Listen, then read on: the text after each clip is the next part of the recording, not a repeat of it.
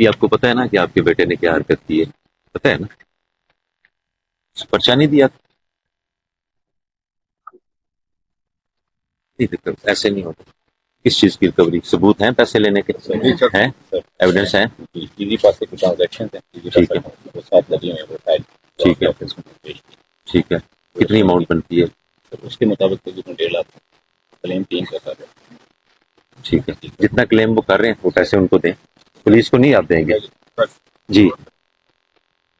मेरा बच्चा रात को एक सब्जी बनाने पे था, जिसके पे इल्जाम हुआ, तो वो तो आज 5 दिन से मेरी बात सुन ले, मेरी बात सुन ले। जो उसने हरकत की हुई है ना, अगर उसको मैं जैसे कि नहीं, उसकी बात नहीं कर रहा था, वो तो 5 दिन से नहीं बैठा तो वो है।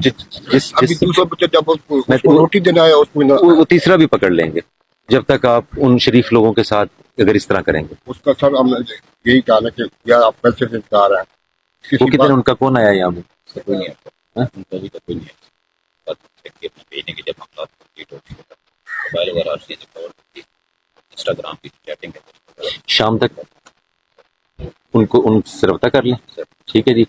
अगर वो कोई उनका बंदा आता है तो रिकवरी करा लें, अगर उनका कोई बंदा नहीं आता तो फिर पर्चा दें और उसको जेल भेज दें। ठीक? ठीक है। चल, दूसरे बच्चे को और दूसरे का कर लेते मेरा मोटरसाइकिल भी अंदर